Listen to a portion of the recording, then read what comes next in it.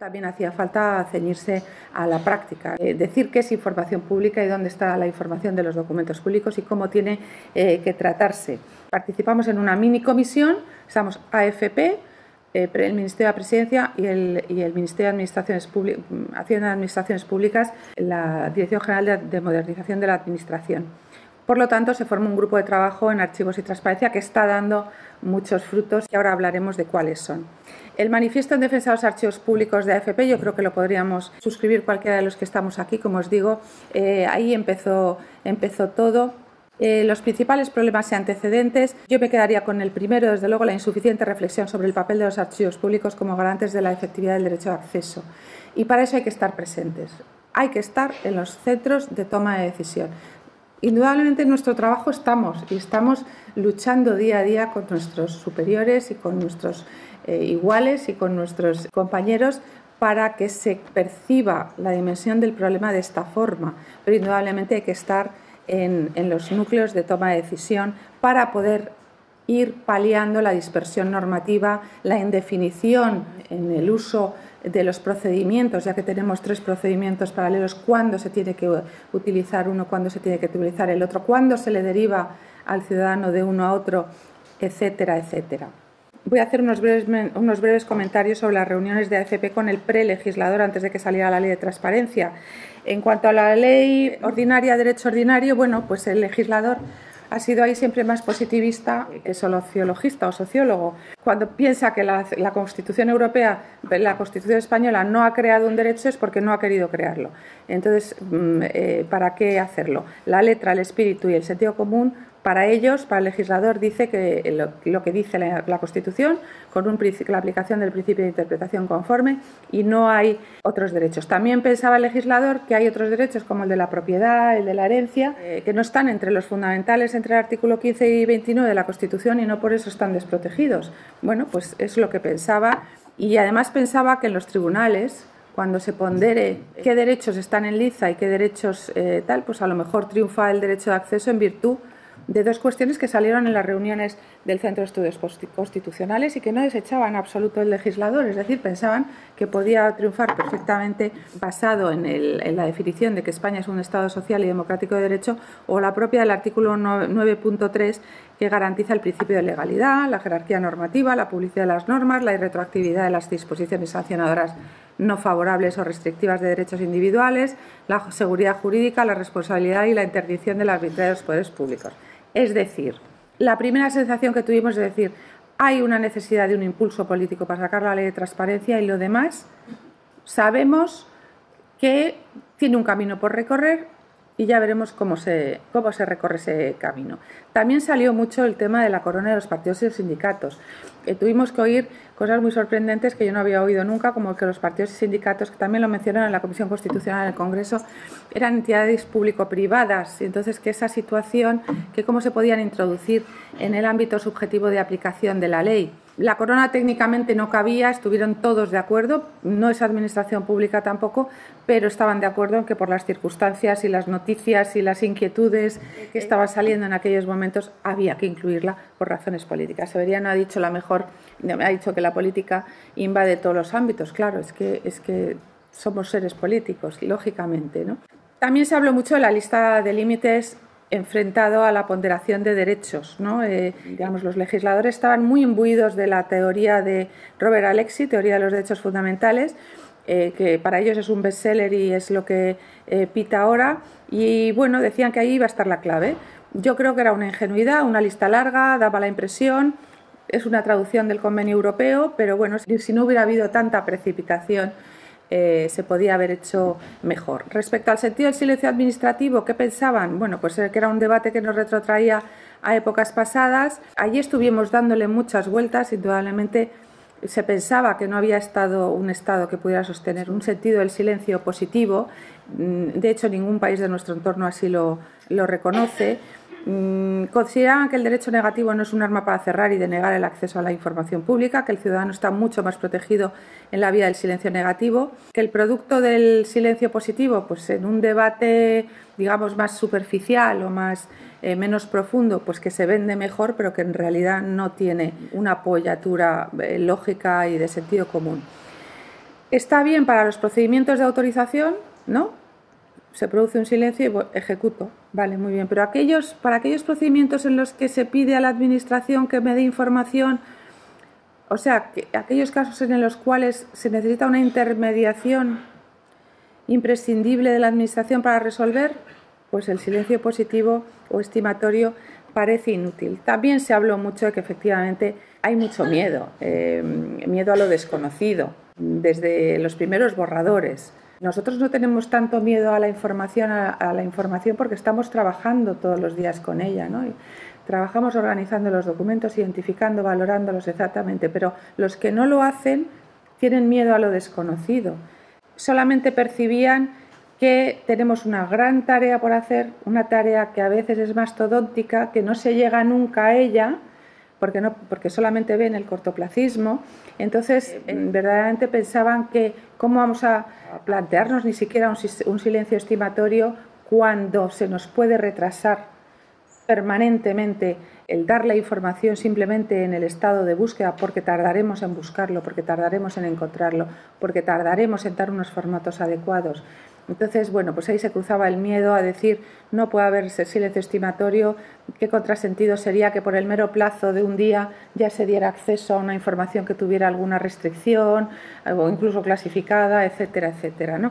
Yo os estoy dando estos datos, estas informaciones para que digamos, veáis la utilidad de estar en los centros de toma de posesiones, porque se percibe, también se pulsa y se entiende mejor luego lo que sale y además puedes rebatir indudablemente estos miedos, que es algo que ha salido en el debate después de la intervención de Severiano, ¿no? Severiano Fernández Ramos decía algo así como es un derecho que no ha podido desarrollarse. Lo que se desconoce da miedo y la información pública da miedo abordarla. No se dimensiona adecuadamente. Nosotros estamos acostumbrados a dimensionar, estamos haciendo censos, inventarios y de todo continuamente, ¿no? También lo de la vacatio legis que ha comentado, ¿no? La ley 30 del 92 ha sido derogada, la otra todavía no ha entrado en vigor, el artículo 37 lo ha modificado la ley de transparencia, hay un vacío legal. Pues es que es miedo al cambio impredecible, es un miedo, eso lo he palpado yo y me lo han dicho, es un miedo por desconocimiento a lo que hay detrás de los archivos. E indudablemente estoy de acuerdo contigo en que no se tiene el hecho de concebir algo como son la información contenida en los archivos públicos, que es transversal, porque es todo tipo de información, considerarlo una materia no tiene ningún sentido.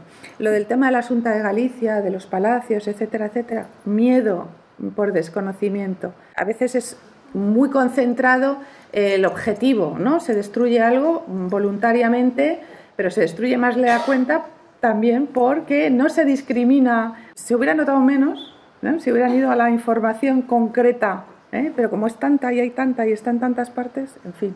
Bueno, en las reuniones de AFP también se habló mucho de los gobiernos, el título más controvertido, discutible y discutido. Lo que se ha hecho en ese caso, todo el mundo veía claro que se tenía que unir transparencia y acceso a la información pública, pero querían unir desde el punto de vista político también el tema del buen gobierno.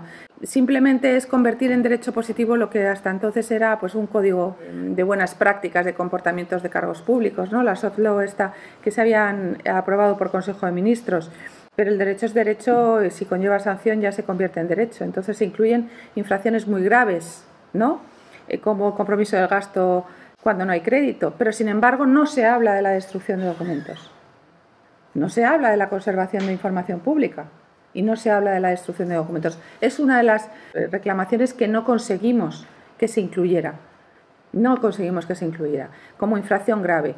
Digamos que se puede entender, colegir, que algún tribunal podría echar mano, pero expresamente como queremos que se haga, no se quiso incluir como sanción entre las infracciones muy graves la destrucción de documentos o de información pública.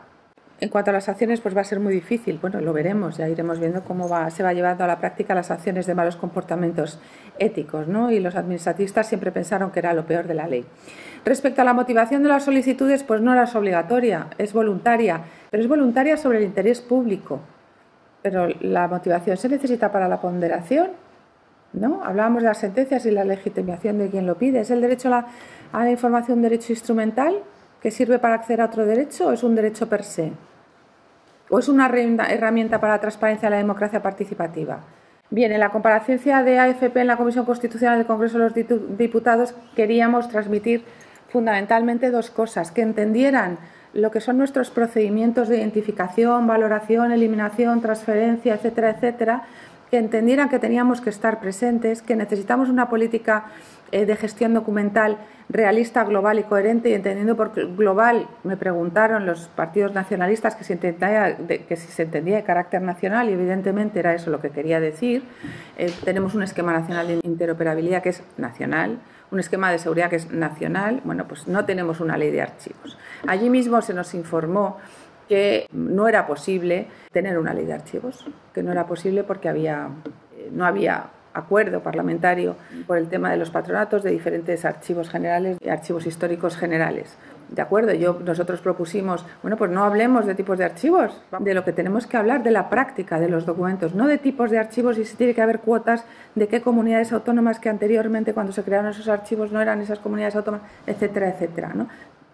Digamos que tratamos de animar, no con mucho éxito en este campo, para que hubiera un acuerdo, del mismo modo que ha habido un acuerdo para el esquema nacional de interoperabilidad o el de seguridad. Bien, no queríamos que la ley de transparencia se convirtiera en una norma más, y no queríamos que pasara como con otra normativa anterior, por ejemplo las leyes de memoria histórica, etcétera, que bueno, pues que no habían servido porque no se habían dotado los presupuestos adecuados, ¿no? Los archivos, vosotros lo sabéis también como yo, se lleva atendiendo a las personas represaliadas desde antes de la ley de memoria histórica, durante la ley de la memoria histórica, y seguimos atendiendo a las personas después, ¿no? Es decir, somos unidades de información a pleno rendimiento, y verdaderamente no tenemos por qué dejar de hacerlo, pero sí que queremos que cuando haya un impulso político para diferentes actuaciones y tan importantes como es esta de la transparencia, haya una dimensión de las necesidades para poder ir paso a paso. Es decir, no pretendemos arreglar de un plumazo absolutamente todo, porque sabemos que eso conlleva un gasto enorme. Por no entretenerme en la comparecencia, que la podéis ver en el Congreso de los Diputados del 20 de marzo de 2003, nosotros como conclusiones, por lo que queríamos era transmitir la idea de la necesidad de crear sistemas de archivos, y de que esos sistemas de archivos, digamos, se coaligaran con las demás normativas y que se crearan equipos interdisciplinares en los organismos públicos para tener en cuenta la administración electrónica, las nuevas tecnologías de la información, los aliados básicos imprescindibles en esta aplicación de la Ley de Transparencia y cualquier normativa de archivos, como son las unidades de recursos humanos, las unidades de gestión económica, las unidades de calidad de los servicios y de inspección de los servicios, ¿no? Bien. Una vez aprobado el texto, que sufrió las modificaciones que hemos comentado anteriormente, bueno, pues desaparecieron misteriosamente algunas de las cosas que habíamos conseguido, que creíamos que habíamos conseguido incluir, como es la participación de los archiveros de las asociaciones profesionales en el Consejo de Transparencia y Buen Gobierno. Por lo tanto, en el texto que teníamos, los archivos pues tienen una presencia fantasmal, por eso aparecen mencionados 2 veces en el preámbulo y 2 veces en la disposición final. Sabemos que no es una ley de archivos, ni tiene por qué serlo, pero todo lo regulado por materia en el tema de la transparencia tiene que ver con los documentos obrantes en los archivos. Por lo tanto, es una presencia fantasmal, pero es una presencia. Los archivos están implícitos en todos los asuntos esenciales contemplados por la ley. La Ley 39/2005 de 1 de octubre, que entrará en vigor, de procedimiento administrativo común de las administraciones públicas, concretamente el artículo 13, habla de los derechos de las personas en sus relaciones con las administraciones públicas, ¿no? Bien, reconoce el derecho al acceso a la información pública según lo tratado por la Ley de Transparencia y por el resto del ordenamiento jurídico. Después, indudablemente, viene a colación la carencia más absoluta del texto, que también desapareció una palabra del texto de la ley, que era la conservación de los documentos. No ya que se consideraba como infracción muy grave la destrucción de documentos, sino la obligatoriedad de conservar los documentos por el tiempo necesario. Bueno, pues no incluyó nuestra propuesta en ninguno de los casos. Respecto a la inclusión de los otros sujetos obligados, nosotros solamente pusimos de relieve, y hemos seguido poniendo de relieve, un vacío legal que hay, indudablemente. Se ha incluido a los partidos políticos, organizaciones sindicales y organizaciones empresariales, pero respecto a los partidos políticos y organizaciones sindicales, recordemos que en la Ley de Patrimonio Histórico Español, cuando se define el patrimonio documental, se dice que todo es patrimonio documental, todo lo público desde el mismo, o sea, desde cualquier época, con 40 años lo de ciertos productores como estos y luego 100 años todo el patrimonio privado. Bueno, pues ¿qué pasa? Los documentos de partidos políticos y organizaciones sindicales con una antigüedad superior a los 40 años forman parte del patrimonio documental, ¿vale? Está bien escrito. ¿Pero esta norma protege su conservación desde que se generan hasta que cumplen 40 años? No. ¿Qué nos va a llegar? En la hoja de ruta nuestra incluimos indudablemente el plan formativo, como decíamos, y se incluyó en la disposición adicional séptima. Se aprobó en la Comisión de Estudios del Centro de Estudios Políticos y Constitucionales y rápidamente nos convocaron para acometer ese plan formativo. Indudablemente quisimos que se acometiera alguna reforma a la disposición adicional segunda respecto a la revisión, simplificación y consolidación normativa del ordenamiento jurídico, pero no nos lo tuvieron en cuenta tampoco. Y también incluir a los archivos en el plan de calidad y simplificación normativa y tampoco se hizo. La segunda fase, que ya es meternos en el plazo de carencia en 2014, bueno, pues esa aplicación escalonada de entrada en vigor, pues es la que hemos comentado anteriormente, unos títulos inmediatamente, otros en el año, etcétera, ¿no?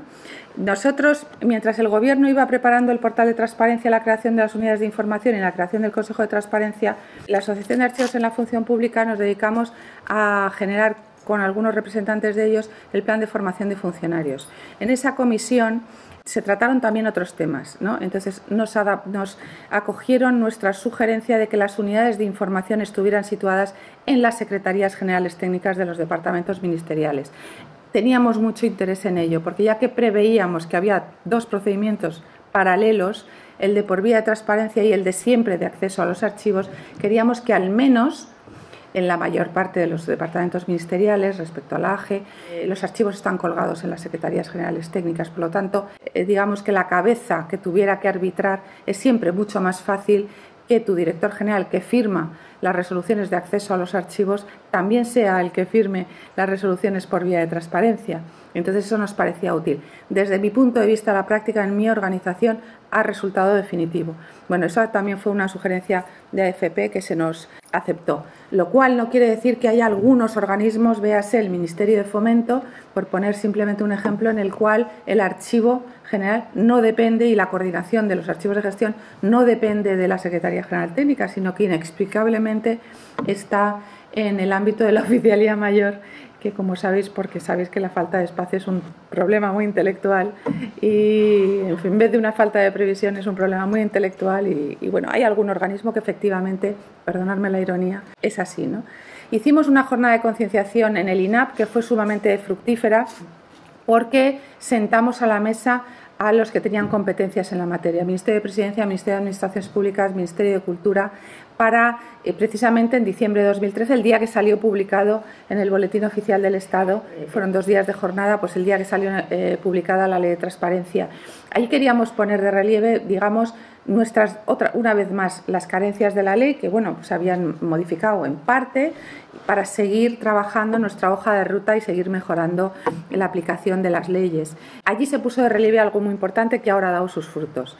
Allí se puso de relieve, digamos, que la necesidad de una política de gestión documental de las administraciones públicas que fuera global, coherente y eficaz y tal, la pusimos de relieve porque se nos estaba, digamos, informando que había una aplicación de gestión documental que estaba teniendo su éxito que sería útil para la gestión de archivos de oficina y que serviría a los efectos y a los objetivos de la transparencia. Nosotros habíamos estudiado esa aplicación en detenimiento y ni siquiera servía para la gestión de archivos de oficina, ¿de acuerdo? Entonces se puso de relieve, tuvimos tiempo para debatir y a partir de ahí se trasladó, yo creo que de modernización de la Administración al ámbito correspondiente a la Subdirección General correspondiente en ese Ministerio de Administraciones Públicas y ya se ha presentado el día 5 de octubre el Ministerio de Hacienda y Administraciones Públicas su documento Política de Gestión Documental.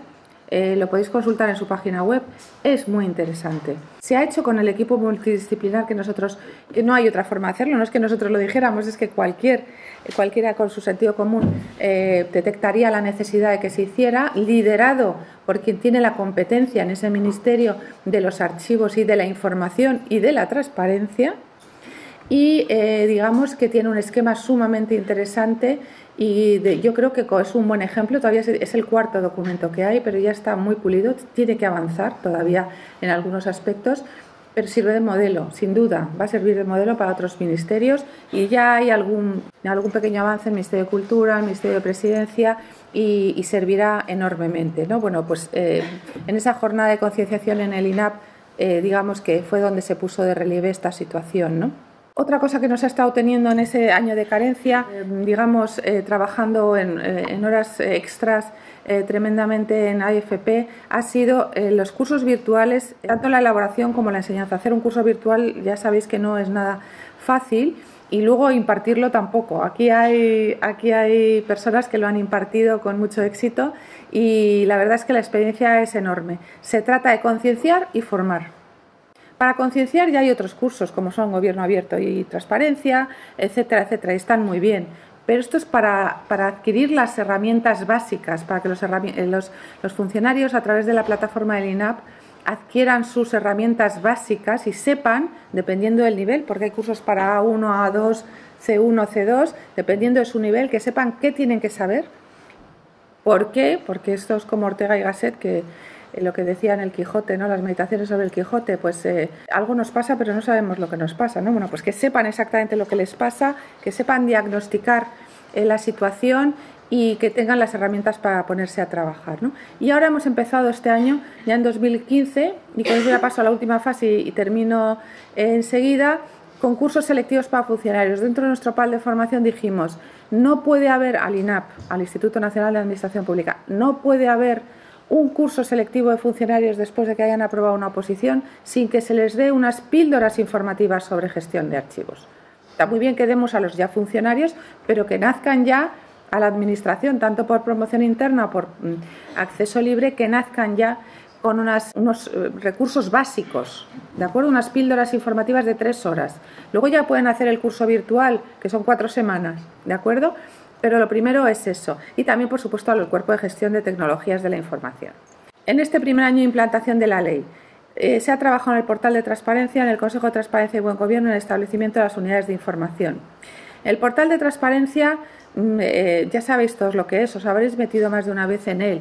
Hay que difundir la información proactiva y es una herramienta para solicitar y tramitar las informaciones. Hasta la fecha, de acuerdo a esos principios técnicos que dice la Ley de Accesibilidad, Interoperabilidad y Reutilización, indudablemente. El tema de la reutilización es complejo porque son los formatos y es muy técnico y desde el punto de vista archivístico y luego desde el punto de vista de las tripas de tecnologías de la información, ¿no?